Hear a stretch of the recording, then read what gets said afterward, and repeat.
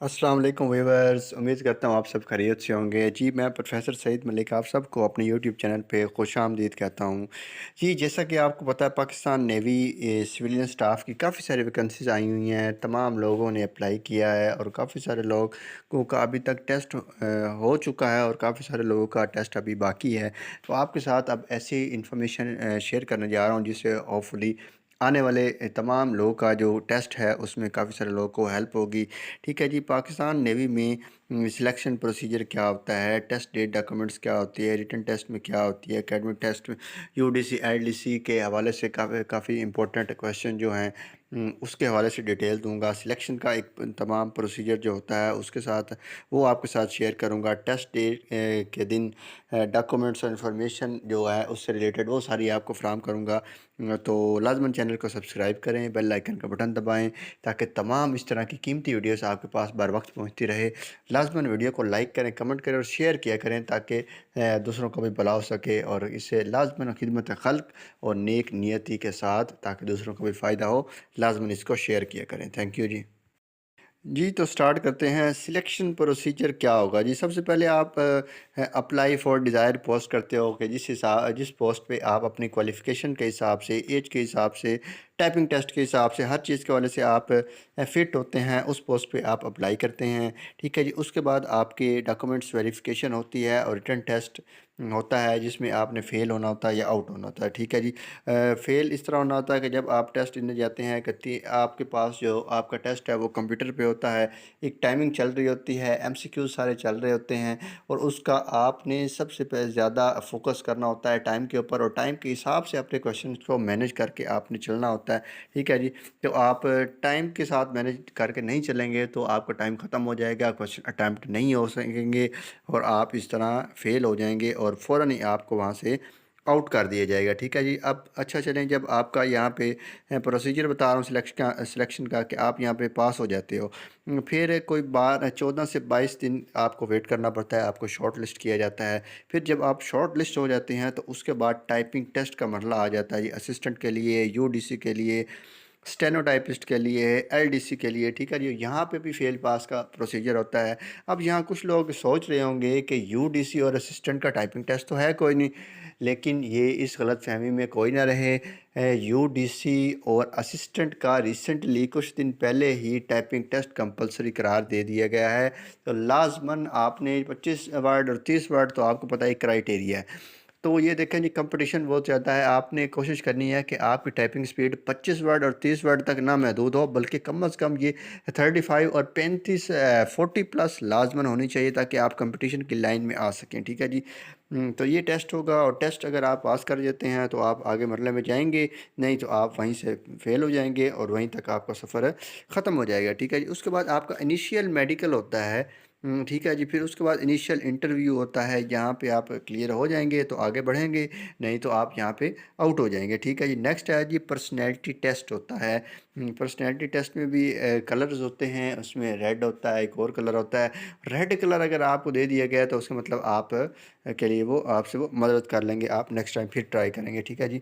और उसके बाद ये भी क्लियर हो जाने, अगर क्लियर हो जाता है तो उसके बाद 12 से 18 दिन का आपको इंतज़ार करना पड़ता है, जिसमें फ़ाइनल शॉर्ट लिस्टिंग होती है, जिसमें आपको कॉल के ज़रिए या फिर एसएमएस के ज़रिए आपको इन्फॉर्म किया जाता है। और आप अपना फर्दर प्रोसीजर जो है उसको सर अंजाम देते हैं। ठीक है जी। और फाइनल मेडिकल होता है जिसमें फिर ब्लड टेस्ट होता है, यूरिन टेस्ट होता है, ये टेस्ट आपको मेंशन हो रहे होंगे, एक्सरे का टेस्ट होता है, दिल का टेस्ट होता है। ठीक है जी। इसमें अगर आप क्लियर हो गए तो फिर आप आगे फर्दर बढ़ेंगे और फाइनल जो होता है वो नेवी हेडक्वार्टर बोर्ड इंटरव्यू आपका लेता है। इंटरव्यू भी आप क्लियर कर जाते हैं तो कॉल लेटर आपकी तरफ और ज्वाइनिंग और फिर आपकी जॉब स्टार्ट हो जाती है। ठीक है जी। ये था जी सिलेक्शन का प्रोसीजर जो मैंने आपके साथ शेयर किया गया। काफ़ी सारे लोग कंफ्यूज होते हैं। ठीक है जी। एक पूरा एक प्रोसेस मैंने आपके साथ डिटेल किया जी। नेक्स्ट है जी टेस्ट डे के दिन आपने क्या करना होता है। ठीक है जी। यहाँ पे कुछ ऐसी इन्फॉर्मेशन है जो आपसे मैं क्लियर करूँगा, आपको दूंगा, जो आप के लिए बहुत फ़ायदेमंद होंगी। ठीक है जी। रिपोर्ट आपने सुबह 7 बजे करना। देखें जी, अगर किसी का टेस्ट 9 बजे है, 10 बजे है, 11 बजे, 12 बजे, 1 बजे, 2 बजे, 3 बजे, आपका टेस्ट आप जब भी पहुंच जाएंगे उसी दिन, जिस दिन आपका टेस्ट होगा, ये उसी दिन आप जब भी पहुंच जाएंगे आपका टेस्ट ले लिया जाएगा, आपका टेस्ट हो जाएगा। आप कंप्यूटर पे पहुंच जाएंगे, अपनी रोल नंबर, आईडी, जो भी चीज़ होगी वो लॉगिन करेंगे, आपका टेस्ट हो जाएगा। ठीक है जी।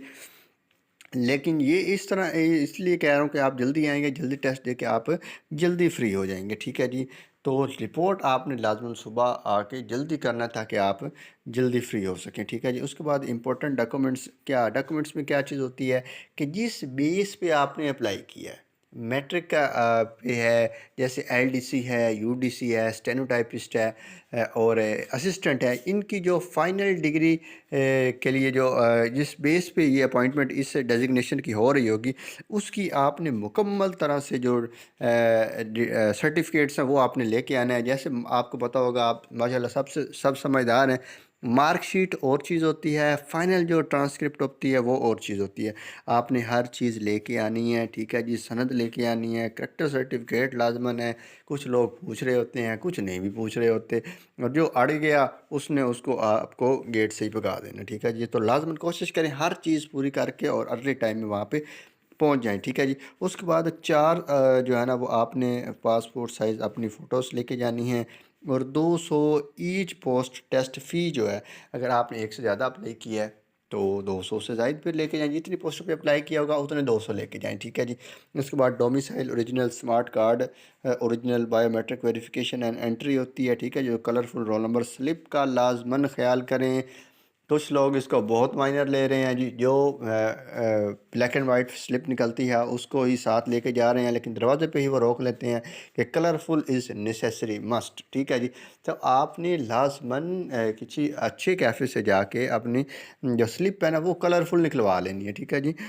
और यहाँ पे एक और बात मैं आपको क्लियर कर दूँ कि अगर कोई ऐसा बंदा जिसका टेस्ट बिलफर्ज 8 तारीख को था, वो 9 को चला गया, तो 8 वाला टेस्ट जो दिन गुजर गया वो टेस्ट आपका नहीं हो सकेगा। और कोई ऐसा बंदा जिसका टेस्ट 11 तारीख को और वो 9 को गया, ठीक है जी, मतलब बिलफर्ज 15 को है और वो 13 को पहुंचा हुआ है। ठीक है जी।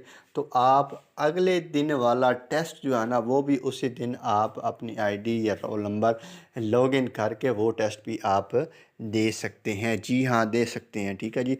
और आप जब तक टेस्ट चल रहे हैं नेवी के, आप उन दिनों में जाके आपका कोई डे जिस दिन आपका टेस्ट था वो मिस हो गया दिन, ठीक है जी, आप नहीं पहुंच सके किसी वजह से, तो जब तक टेस्ट नेवी के चल रहे हैं आप उन्हीं दिनों तक जाके जब भी जाएंगे लॉगिन करेंगे आपका टेस्ट हो जाएगा। ठीक है जी। ये इंफॉर्मेशन थी। और mobile phone, watches, cap, pen, pencil, marker, car, bike की, बैग, और ये वो चीज़ें हैं जो आपको अलाउ नहीं होंगे। ठीक है जी। इस चीज़ का आपने लाजमन ख्याल रखना है और इसकी तैयारी अच्छी तरह करनी है। अब कुछ इंपॉर्टेंट क्वेश्चन हैं जो मैं आपके साथ शेयर करता हूँ, होपफुली आपके लिए वो काफ़ी सारे बेनिफिशियल होंगे। ठीक है जी। पाकिस्तान नेवी में यूडीसी, एलडीसी और असिस्टेंट, लेकिन यहाँ पे ज़्यादातर मैं तज़किरा करूँगा यूडीसी और एलडीसी में। आपके 25 एमसीक्यूज़ जो है ना वो कंप्यूटर की जो शॉर्टकट कीज़ होती हैं उसका जो है ना पोर्शन होता है, उसका हिस्सा होता है, वो आपने अटैम्प्ट करना होते हैं। 25 एमसीक्यूज़ जिसकी आप तैयारी कर लें तो 25 नंबर अच्छे खासे नंबर होते हैं। ठीक है जी।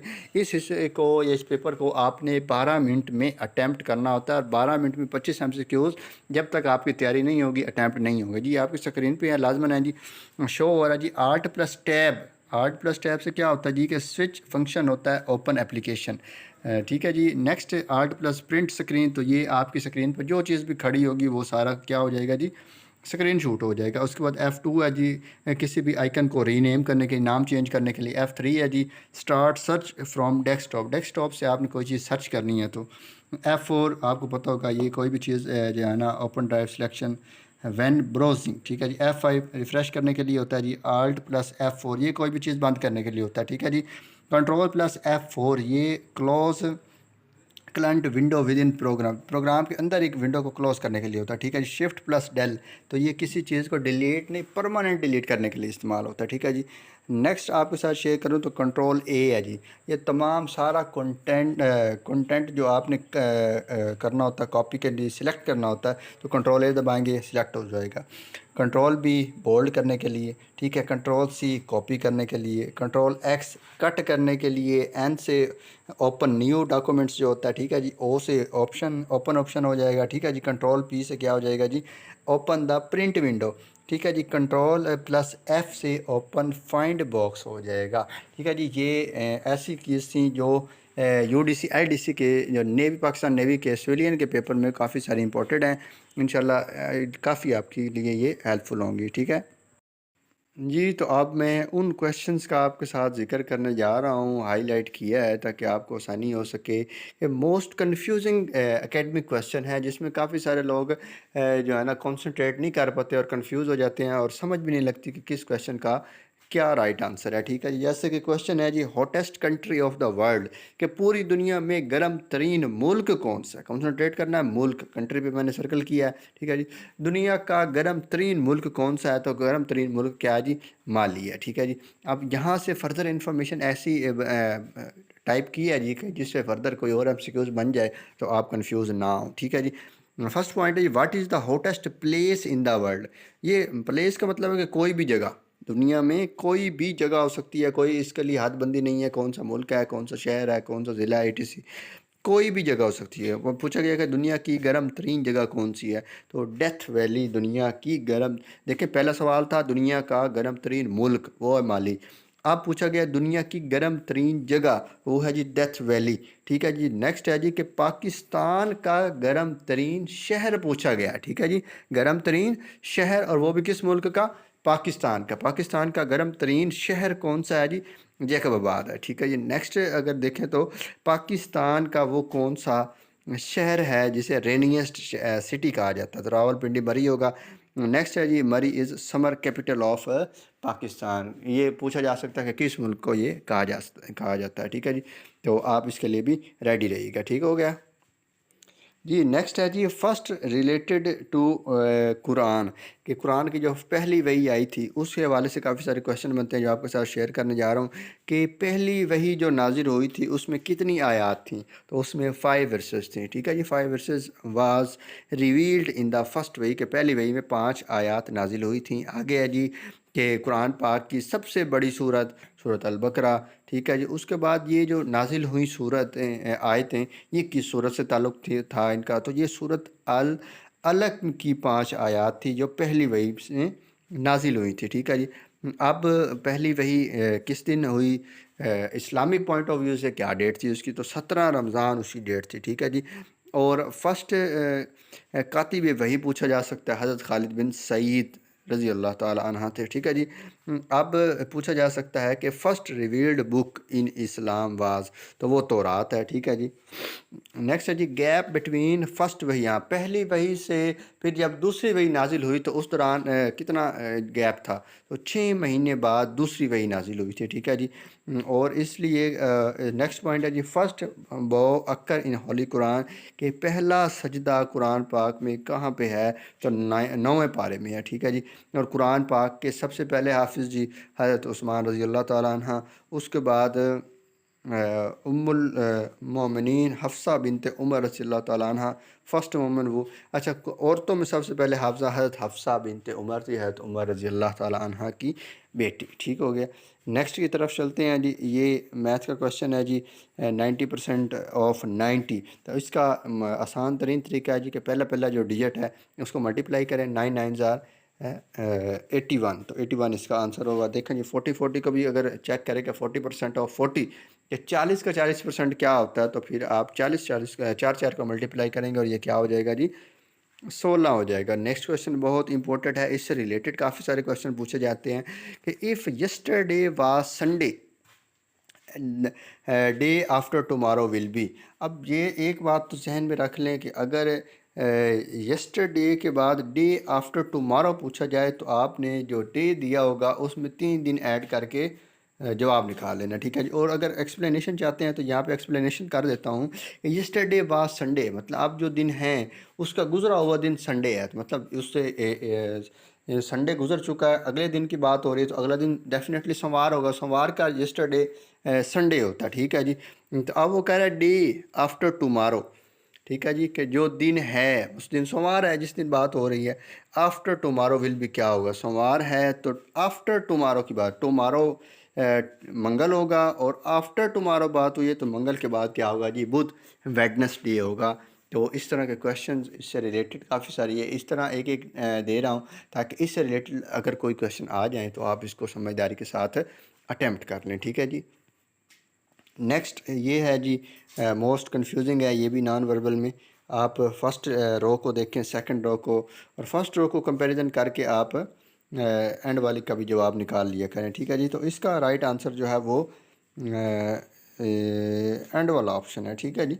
तो इसकी एक्सप्लेनेशन मैं नहीं कर सका, टाइम ज़रा काफ़ी सारा बढ़ रहा था, तो होपफुली इसकी एक अलग से वीडियो अपलोड करूँगा ताकि आप इसकी तैयारी कर सकें, ठीक है जी। लेकिन ये बहुत इंपॉर्टेंट MCQs था, ठीक है जी।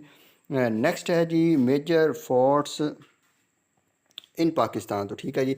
लार्जेस्ट फोर्ट जो है पाकिस्तान का वो रानीकोट में, रानीकोट है, सिंध में है, ठीक है जी। नेक्स्ट है जी, Ranikot fort is known as, Rani fort को कहा किया जाता है, किस नाम से मशहूर है जी, great wall of Sindh. Great wall of Sindh किसे कहा जाता है, रानी फोर्ट को कहा जा सकता है, इस तरह भी आ सकता है। या रानी फोर्ट जो है ना वो किस नाम से मशहूर है, इस तरह भी आ सकता है। हर लिहाज से आपने तैयारी रखनी है, ठीक है जी। नेक्स्ट है जी, रानी फोर्ट इज़ लोकेटेड नियर, ये कहाँ पे है जी, जाम शोरो डिस्ट्रिक्ट में, ठीक है जी। नेक्स्ट है जी, Derawar fort is just near Bahawalpur city, या बहावल सिटी में पूछा जा सकता है कौन सा फोर्ट है जी, तो दिरावर फोर्ट है जी। लास्ट है जी, Lahore fort was built by Akbar, या Akbar was built the which fort, Lahore fort, ठीक है जी। किसी तरह से भी क्वेश्चन आ सकता है। तो ये मोस्ट इंपॉर्टेंट पॉइंट्स थे, लाजमन आपने इसको जहन नशीन करना है, ठीक है जी। जी, तो काफ़ी सारे क्वेश्चंस, काफ़ी सारी इम्पोर्टेंट मालूमात, इंफॉर्मेशन आपके साथ मैंने शेयर की है। होपफुली आपको काफ़ी सारी समझ आ गई होगी। अगर किसी बात की समझ नहीं आती तो मज़ीद आप कमेंट करके कोई भी बात बिला झिझक पूछ सकते हैं, ठीक है जी। और लास्ट पे आपसे अगेन रिक्वेस्ट करूँगा कि काइंडली चैनल को सब्सक्राइब कर लें, बेल आइकन का बटन दबाएँ, लाजमन लाइक करें, कमेंट करें और वीडियो को शेयर किया करें सदका जारिया की नीयत से, ठीक है जी। और खिदमत खल्क समझ कर किसी का भला चाहेंगे तो ऑटोमेटिकली आपका भी भला होता जाएगा, ठीक है जी। Thanks for watching. अल्लाह हाफिज़, फ़ी अमानिल्लाह, दुआओं में याद रखिए।